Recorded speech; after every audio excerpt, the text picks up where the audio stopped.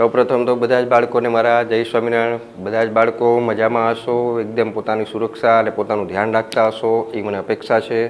અને બાળકો, તમારા બધા માટે એક ખૂબ જ સારા સમાચાર એ છે કે ટૂંક સમયની અંદર તમારી સ્કૂલ જે છે એ ઓફલાઈન જે છે એ શરૂઆત થવાની છે. વધીને અઠવાડિયું છે, હું માનું છું ત્યાં સુધી કે અઠવાડિયાની અંદર, એક વીકની અંદર તમે બધા જે છે સ્કૂલે જે છે એ આવી જશો અને ત્યારબાદ આપણે અહીંયા વ્યવસ્થિત જે છે એનો અભ્યાસ કરીશું. તો ચાલો બાળકો, જ્યાં સુધી સ્કૂલ ચાલુ નથી થતી ઓફલાઈન, ત્યાં સુધી આપણે જે છે જે રેગ્યુલર આપણે કરતા હતા ઓનલાઈનમાં MCQ ચેપ્ટર નંબર 1ના બરાબર છે એ જોતા જઈએ. તો ચાલો બાળકો, આજના આપણા પ્રશ્ન જે છે એ તમારી સામે છે. આ દરેકના સોલ્યુશન કઈ રીતના કરવા એ હું તમને શીખવાડું છું. બરાબર. તમને પહેલો પ્રશ્ન આપ્યો છે, 100 ગ્રામ CuSO4 માંથી કેટલા ગ્રામ કોપર જે છે એ મેળવી શકાય છે. બરાબર છે. તો બાળકો, આના જેવો કોઈ બી પ્રશ્ન પૂછે તો એને સોલ્વ કઈ રીતના કરવાનો એ જોવો. સૌથી પહેલાં તો સોલ્યુશનમાં આપણે શું કરશું તો કે ભાઈ CuSO4નું આણ્વીય દળ જે છે એ મેળવી લો. કઈ રીતના તો કે CuSO4નું મોલર દળ અથવા આણ્વીય દળ કેટલું થાય તો કે કોપર જે છે એનું 63.5 છે, સલ્ફર જે છે એનું કેટલું હોય તો કે 32, ઓક્સિજનમાં એક ઓક્સિજનનું 16, એવા 16 ચોખ્ખું કેટલા થાય તો કે 64. હવે આ દરેકનો બાળકો આપણે ટોટલ કરીએ, 63.5 પ્લસ 32 પ્લસ 64 એટલે આ આવે છે 159.5 ગ્રામ પ્રતિ મોલ. બાળકો, આ શું કર્યું તો કે CuSO4નું આણ્વીય દળ અથવા મોલર દળ એ મેળવું છે. તો બાળકો, આની ઉપરથી એમ કહી શકાય કે 159.5 ગ્રામ CuSO4 હોય તો એમાં કેટલા ગ્રામ કોપર છે તો કે 63.5 ગ્રામ કોપર જે છે એ આટલું છે. આટલા ગ્રામની અંદર આટલા ગ્રામ કોપર છે. તો આપણને પ્રશ્નમાં કેટલા ગ્રામ કીધું છે તો કે 100 ગ્રામ. તો ખાલી તમારે ત્રિરાશિ જ મૂકવાની છે કે આટલા ગ્રામમાં આટલા ગ્રામ કોપર તો આટલામાં કેટલું. બરાબર. તો આનું સોલ્યુશનમાં આપણે આગળ વધીએ તો બાળકો એમ લખી શકાય કે 159.5 ગ્રામ CuSO4 છે એ 63.5 ગ્રામ કોપર ધરાવે છે. આટલા ગ્રામમાં આટલું ગ્રામ, તો 100 ગ્રામ CuSO4 હોય એમાં કેટલું, ત્રિરાશિ મૂકો, 100 ગુણ્યા 63.5 છેદમાં 159.5. ગણતરી છે બાળકો, એ તમે કરી લેજો. જે કાંઈ પણ બી આવે એ તમારો જવાબ થશે. એટલા ગ્રામ કોપર જે છે એ હાજર હશે. ખ્યાલ આવી ગયો બાળકો? ત્યાર પછીનો બાળકો નેક્સ્ટ MCQ જોઈએ કે 500 ml એટલે કે કદ આપ્યું છે અને 0.375 મોલર એટલે કે મોલારિટી આપી છે. જલીય દ્રાવણ બનાવવા માટે CH3COONA જેને કહેવાય સોડિયમ એસિડેટ એનું દળ ગણો. બરાબર છે. દ્રાવણની મોલારિટી આપી છે, દ્રાવણનું કદ આપ્યું છે mlમાં. તો આ જે દ્રાવ્ય છે CH3COONA એ કેટલું જોશે એ પ્રશ્ન છે. મોલર એટલે મોલારિટી આપી છે આપણને. બરાબર છે. તો મોલારિટીના સૂત્રમાં ઉપર દ્રાવ્યનું દળ છેદમાં આણ્વીય દળ આવે અને કદ જે છે એ 500 mlમાં છે. તો 500 ml બરાબર 0.5 લીટર આ લખી શકાય.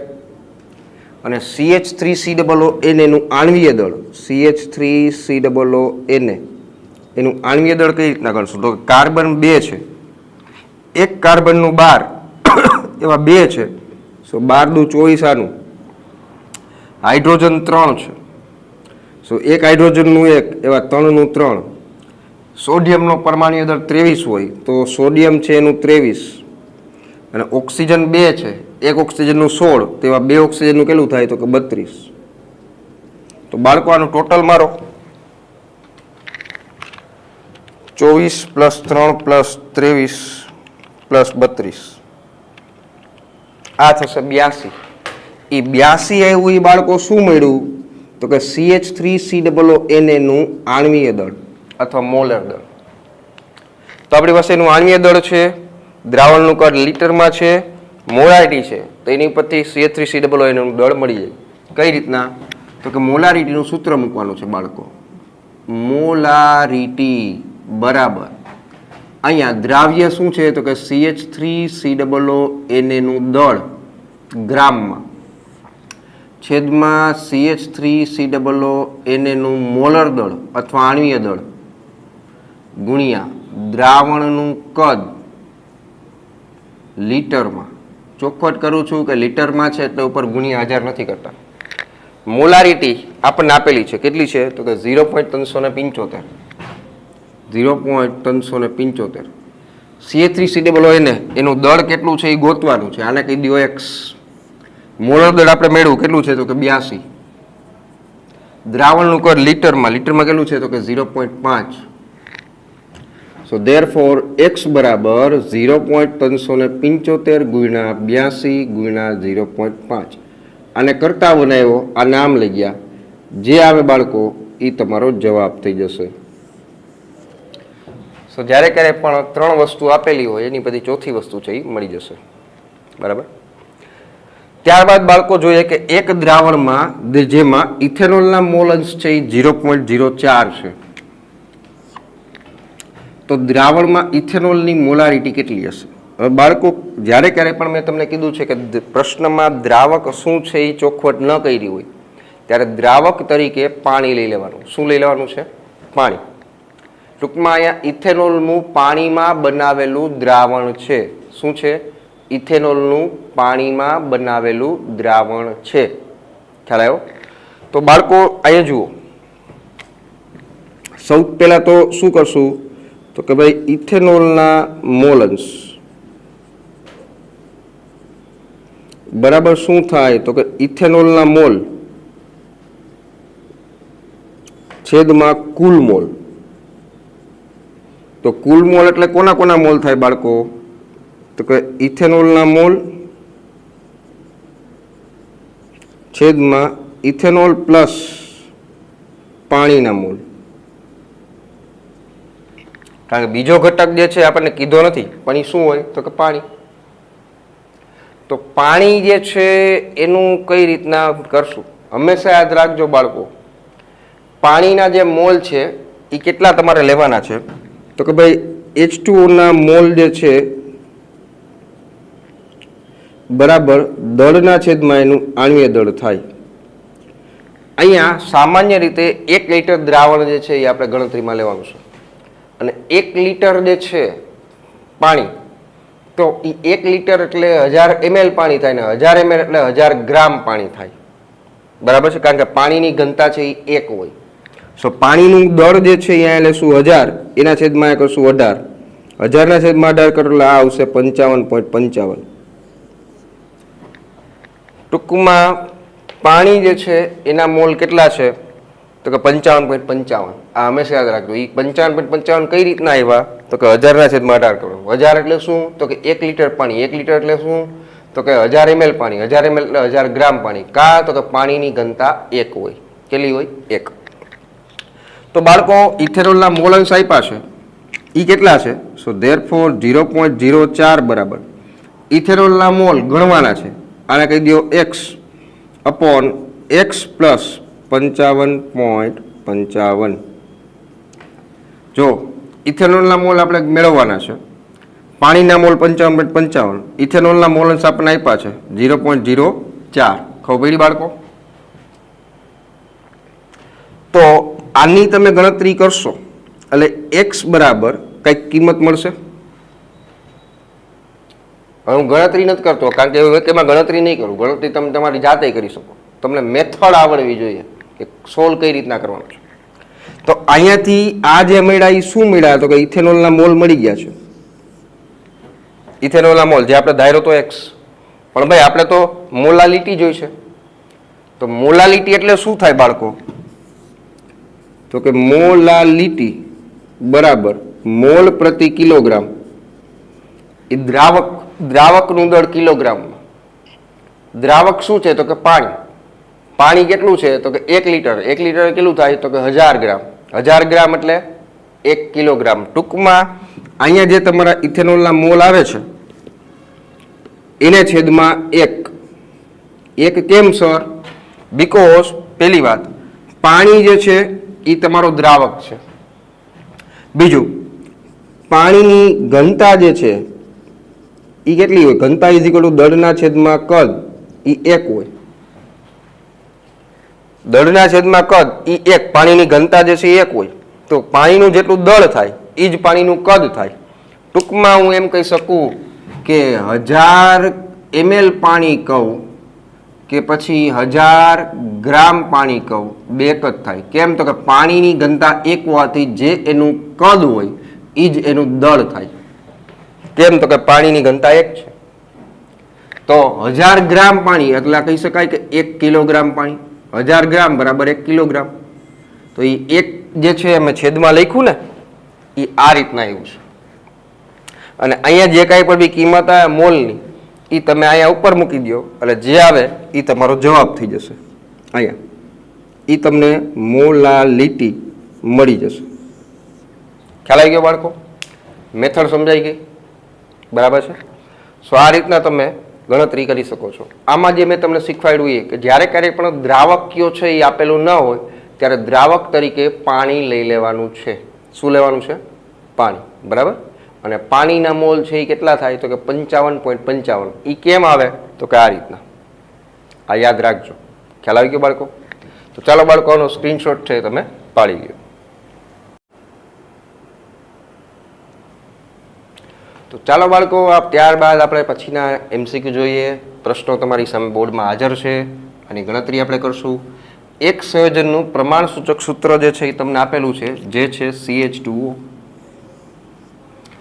જો તેની બાષ્પ ઘનતા 30 હોય, બાષ્પ ઘનતા આપી છે, તો એનું આણ્વીય સૂત્ર શું થાય એ તમારે ગોતવાનું છે.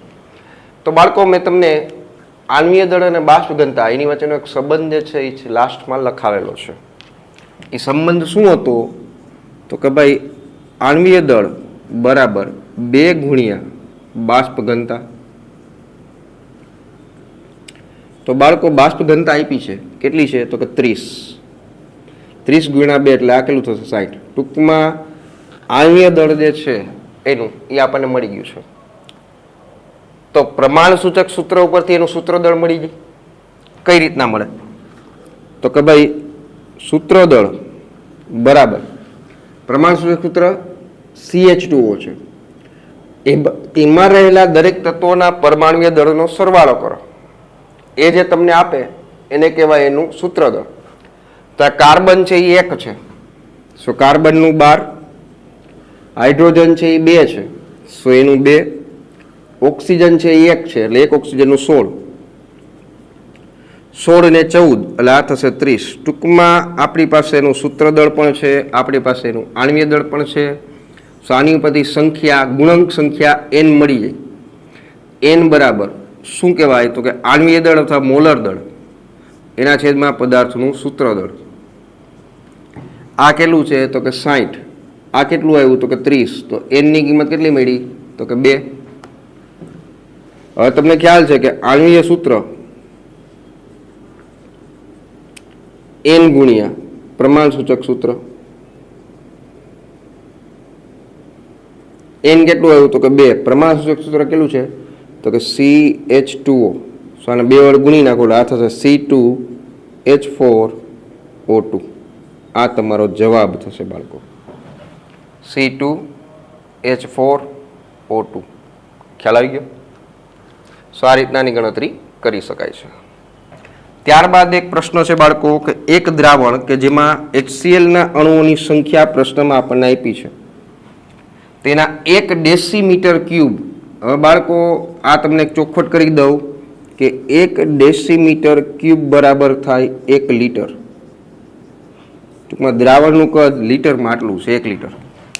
દ્રાવણની નોર્માલિટી કેટલી થશે? અણુઓની સંખ્યા આપી છે. તો બાળકો, અણુઓની સંખ્યા આપી છે તો આનું સોલ્યુશન કરીએ. તમને ખ્યાલ છે કે અણુઓની સંખ્યા, આવું ક્યાંય સંખ્યા લગતું આવે સૂત્ર એટલે શું વાપરવાનું? n ગુણ્યા Na. જ્યાં નાનો n છે એ છે મોલ. તો Na તો ફિક્સ છે, એવોગેડ્રો આંક. આ આપી છે તો એની બધી મોલ મળી જાય. તો પેલા બાળકો શું કરશું? તો કે અણુઓની સંખ્યા આપી છે કેટલી છે? તો કે 1.204 ગુણ્યા 10 ની 24 ઘાત બરાબર n ગુણ્યા 6.022 ગુણ્યા 10^23. સો ધેરફોર n બરાબર આને છેદમાં જવા દો 1.204 ગુણ્યા 10^24 એના છેદમાં 6.022 ગુણ્યા 10^23. n જે છે અહીંથી એ તમને મળી જશે 1.204 ભાંગ્યા 6.022 0.1999 અને આને ગુણ્યા આને ઘાતને ઉપર જવા દો એટલે 10^24 - 23 એટલે 10. આ ઉપર જાય એટલે માઇનસમાં થઈ જાય એટલે 24 - 23 એટલે 10^1 10^1 ખાલી એમ લખ્યું છે 10. આને 1.999 લખો વિચ ઇઝ એપ્રોક્સિમેટલી 2. ટૂંકમાં મોલ મળી ગયા. કેટલા મોલ મળ્યા તો કે 2. હવે બાળકો દ્રાવણનું કદ લીટરમાં છે બરાબર છે. દ્રાવ્યના મોલ HClના મોલ એ પર મળી ગયા તો મોલારિટી મળી જાય. સો HClની મોલારિટી બરાબર મોલ પ્રતિ લીટર. મોલ કેટલા મળ્યા તો કે 2. કદ કેટલું છે લીટરમાં તો કે 1. સ્વા થશે 2 મોલર. પણ સર આપણે તો પ્રશ્નમાં નોર્માલિટી કીધું છે તો આપણી પાસે નોર્માલિટી અને મોલારિટીનો સંબંધ પણ છે બાળકો. શું છે તો કે ભાઈ નોર્માલિટી બરાબર મોલારિટી ગુણ્યા સંયોજકતા. મોલારિટી કેટલી છે તો કે 2. HCl એસિડ છે. એસિડના એક અણુમાંથી છૂટા પડતા H+ આયનની સંખ્યા. સો HCl એમાંથી છૂટું શું પડે H+ અને Cl-. કેટલા H+ છૂટા પડ્યા તો કે 1. સો આની સંયોજકતા કેટલી થાય તો કે 1. સો આને ગુણ્યા 1 એટલે આ થશે તમારો આન્સર નોર્માલિટી. 2 નોર્મલ. અને મેં તમને કીધું છે કે HCl છે NaOH છે એ બધા માટે જેની નોર્માલિટી હોય એ જ એની મોલારિટી થશે બાળકો. કેમ તો કે એની સંયોજકતા 1 છે. ત્યારબાદ બાળકો નેક્સ્ટ MCQ જોઈએ કે એક ધાતુના હાઇડ્રોજન ફોસ્ફેટનું સૂત્ર. હાઇડ્રોજનના ફોસ્ફેટનું સૂત્ર આપ્યું છે MHPO4. એમાં M છે એ ધાતુ છે તો એના ક્લોરાઇડનું સૂત્ર શું થશે? શેનું સૂત્ર?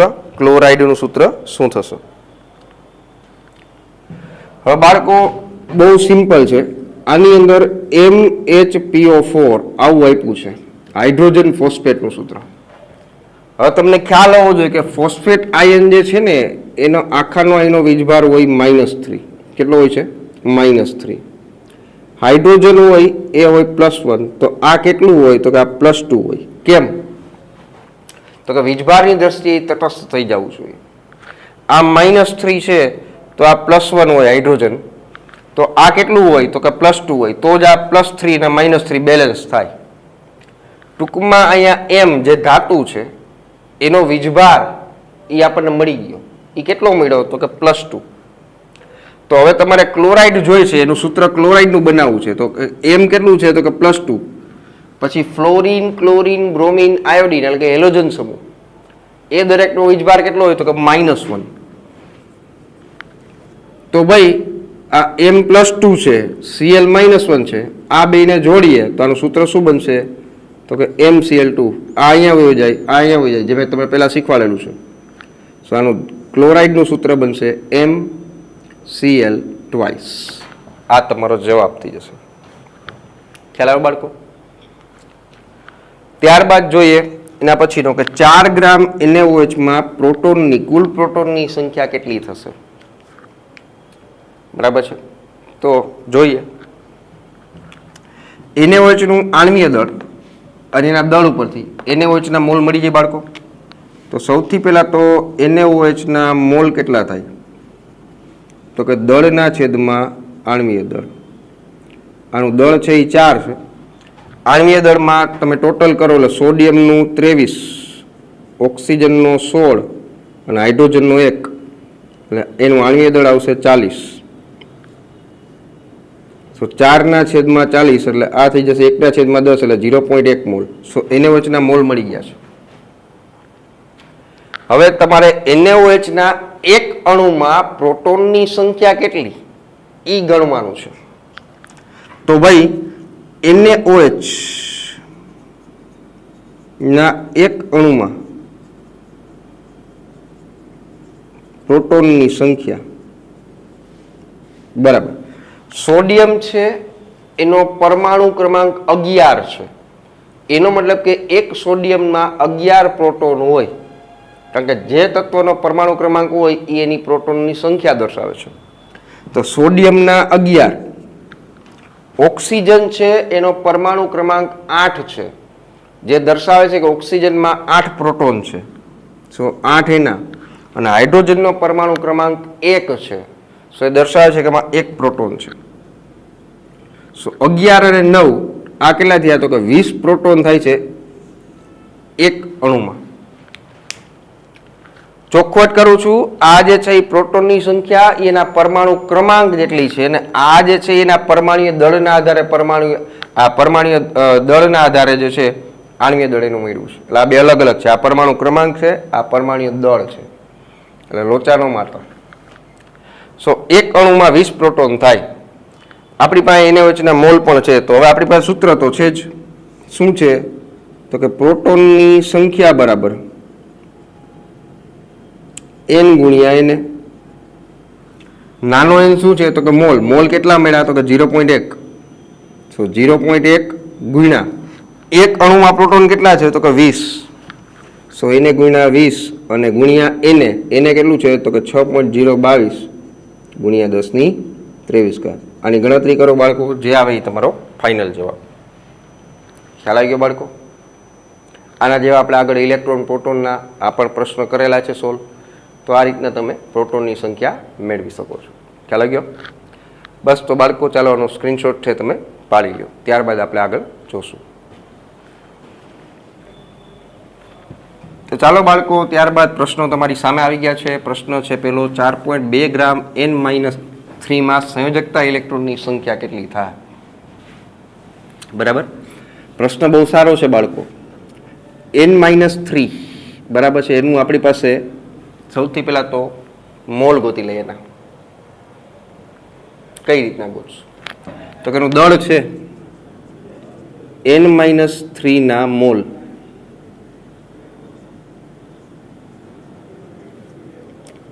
બરાબર એના દળના છેદમાં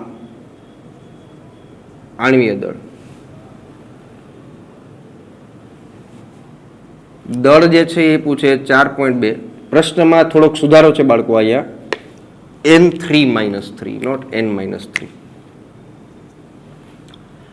N3 અને -1.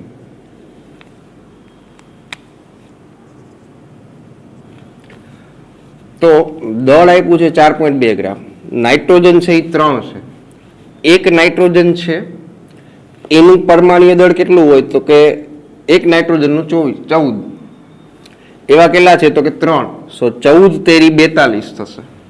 એટલે આ થઈ ગયું 42. 4.2 ના છેદમાં 42 એટલે 0.1. ટૂંકમાં એના મોલ મળી ગયા છે. N3-1 એના મોલ મળી ગયા છે. હવે એક નાઇટ્રોજનની અંદર સંયોજકતા ઇલેક્ટ્રોન કેટલા? સંયોજકતા ઇલેક્ટ્રોન એટલે બાળકો બહારની કક્ષામાં રહેલા ઇલેક્ટ્રોનની સંખ્યા. તો તમે બાળકો નાઇટ્રોજનનો પરમાણુ ક્રમાંક 7 છે, પણ બહારની કક્ષામાં ઇલેક્ટ્રોન કેટલા હોય નાઇટ્રોજનમાં? તો કે 5 જ. એ કઈ રીતના ખબર પડે? તો કે તમે આ ભણી ગયા છો 2, 8, 8, 18, 18 આ બધા ભણી ગયા 9મા 10માં. તો ટોટલ પરમાણુ ક્રમાંક જે છે એનો 7 છે, એટલે ટોટલ એમાં 7 ઇલેક્ટ્રોન છે. એમાંથી પહેલી કક્ષામાં 2 આવી ગયા, તો બીજી કક્ષા જે છે એમાં કેટલા હશે? તો કે 5. ટૂંકમાં એક નાઇટ્રોજન જે છે એમાં 5 સંયોજકતા ઇલેક્ટ્રોન હોય. કેટલા ઇલેક્ટ્રોન હોય? તો કે 5 સંયોજકતા ઇલેક્ટ્રોન હોય એક નાઇટ્રોજનમાં. એવા નાઇટ્રોજન છે કેટલા અહીંયા? તો કે 3. તો એકમાં 5 હોય, તો N3 માં સંયોજકતા ઇલેક્ટ્રોન કેટલા? તો કે 5 ગુણ્યા 3 એટલે ઈ થઈ જશે 15. પછી અહીંયા વીજભાર છે એ -1 છે. આનો મતલબ થાય કે એક ઇલેક્ટ્રોન છે એ સ્વીકારે છે અને એ સ્વીકારેલ ઇલેક્ટ્રોન પણ ક્યાં આવે તો કે બાહ્યતમ કક્ષામાં એટલે કે સંયોજકતા કક્ષામાં.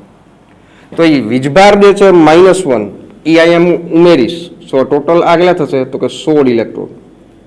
ટૂંકમાં એક N3 માઇનસમાં સંયોજકતા ઇલેક્ટ્રોનની સંખ્યા કેટલી થાય તો કે 16. તો આપણી પાસે મોલ પણ છે, તો સંયોજકતા ઇલેક્ટ્રોનની સંખ્યા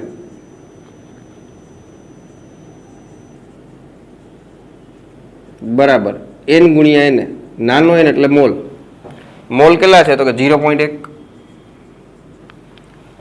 એકમાં ઇલેક્ટ્રોન કેટલા છે તો કે 16 અને એને ગુણ્યા 6.022 ગુણ્યા 10^23. જે આવે એ બાળકો તમારો જવાબ થઈ જશે. બરાબર. જો પાછું એકવાર નાઇટ્રોજન 3 છે, 14 42 એનું આની ઘણી બધી મોલ મળી ગયા.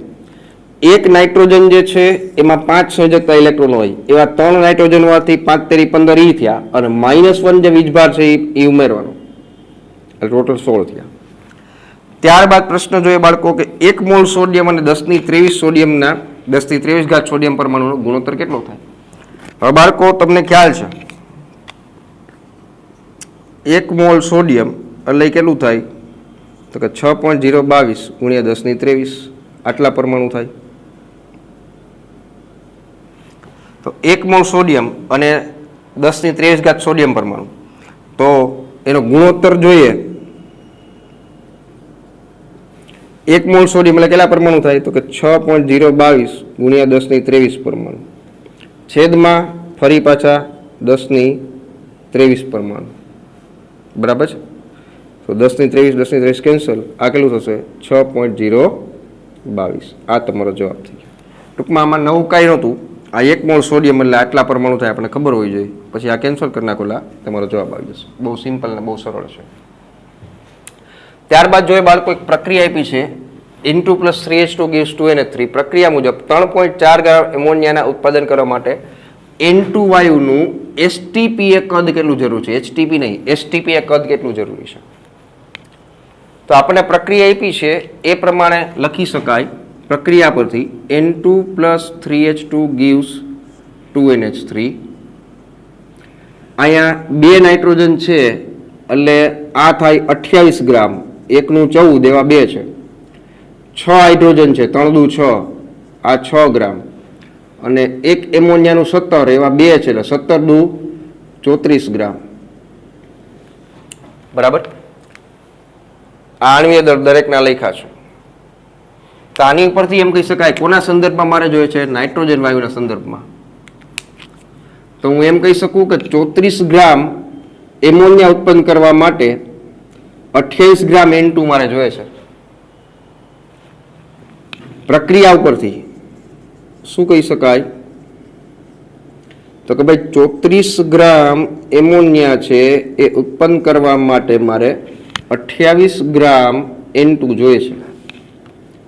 તો ભાઈ આપણને કેટલા ગ્રામ કીધું છે? 3.4 ગ્રામ એમોનિયા ઉત્પન્ન કરવા માટે કેટલું જોઈએ?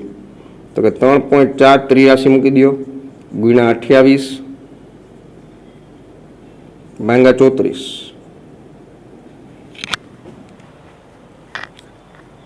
આ કેન્સલ થઈ જશે. આને ભાંગા 10 કરી નાખો એટલે 34 કેન્સલ, 28 ભાંગા 10 એટલે આ કેટલું થશે તો કે 2.8 ગ્રામ N2. તો પણ આપણે N2 વાયુનું કદ કીધું છે ને, આપણને આ દળ મળ્યું છે. STP એ આપણને ખ્યાલ છે કે ભાઈ 1 મોલ N2 બરાબર 22.4 લિટર N2 થાય, અથવા 1 મોલ N2 બરાબર 28 ગ્રામ N2 થાય. એના આણ્વીય દળ જેટલો જથ્થો થાય ને. તો એમ કહી શકાય કે 28 ગ્રામ N2 હોય તો એ કદ કેટલું છે તો કે 22.4 લિટર. તો આપણી પાસે કેટલું છે તો કે 2.8 ગ્રામ N2 હોય ત્યારે આ કેટલું? 83 મૂકી દો. 2.8 ગુણ્યા 22.4 છેદમાં 28 2.24 લિટર થશે. આ તમારો જવાબ આવશે. ખબર બાળકો? સો વેરી ઇઝી. ત્યારબાદ Al2SO4 થ્રાઇસના જલીય દ્રાવણમાં Al3+ ની સાંદ્રતા આપણને આપી છે 0.28 મોલર. તો SO4-2 ની સાંદ્રતા કેટલી થશે? આ પ્રશ્ન છે. તો સૌ પ્રથમ તો બાળકો આ જે આપેલું છે એમાં Al2SO4 થ્રાઇસ અને છૂટું કેમ પડાય? તો કે આમાંથી આમ છૂટું પડે 2Al3+ અને 3SO4-2.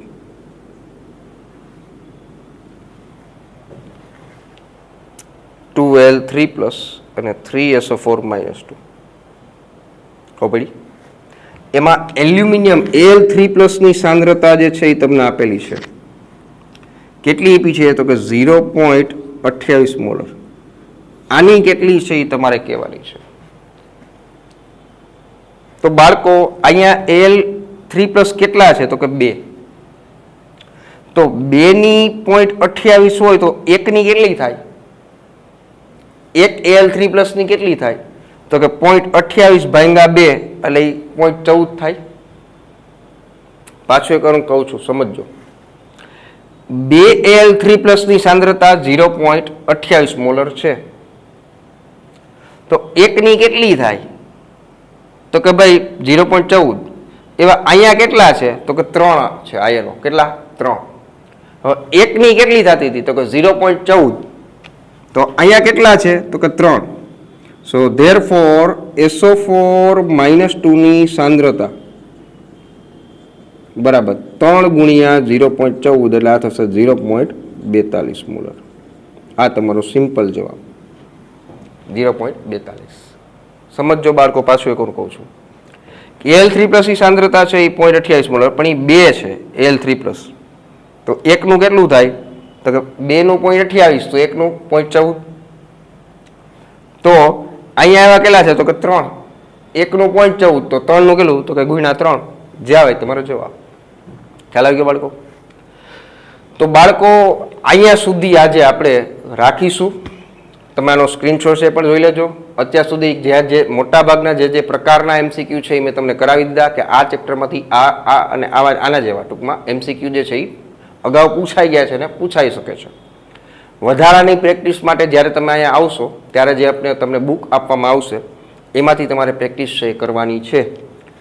આજે આ ચેપ્ટર માટે JEE નીટ ગુજકેટના MCQનો આ છેલ્લો લેક્ચર હતો. હવેથી આપણે જ્યારે ફરી પાછા મળીશું ત્યારે એક નવા ચેપ્ટરની શરૂઆત સાથે આપણે રૂબરૂ મળશું. અને જો ટૂંક સમયમાં તમારી સ્કૂલ જે છે શરૂ થઈ જવાની હોય તો ડાયરેક્ટ આપણે ઓફલાઈનમાં જે છે ત્યારે જ રૂબરૂ ભેગા થશું. બરાબર? અને હવેથી આપણે જ્યારે ક્યારેય પણ મળીએ ઓનલાઈન અથવા ઓફલાઈન ત્યારે આપણે નવું ચેપ્ટર સ્ટાર્ટ કરશું. લગભગ તો એવા ન્યૂઝ છે કે 25 તારીખથી એટલે કે સોમવારથી નેક્સ્ટ હવે જે આવે છે, આજે ગુરુવાર થયો, તો સોમવારથી કદાચ તમારી સ્કૂલ જે છે એ શરૂઆત થઈ શકશે, ટૂંકમાં થઈ જશે.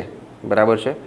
તો બને તો આપણે જો ઓફલાઈનનું કન્ફર્મ થઈ જાય કે સોમવારથી, તો ફરી ત્યારે આપણે નવું ચેપ્ટર જે છે એ સોમવારથી જ સ્ટાર્ટ કરીશું. બરાબર? સો આજના દિવસે માત્ર બાળકો માત્ર ને માત્ર આટલું જ. ફરી પાછા આપણે મળીશું. બરાબર છે? ત્યાં સુધી બધા જ બાળકોને મારા જય સ્વામિનારાયણ.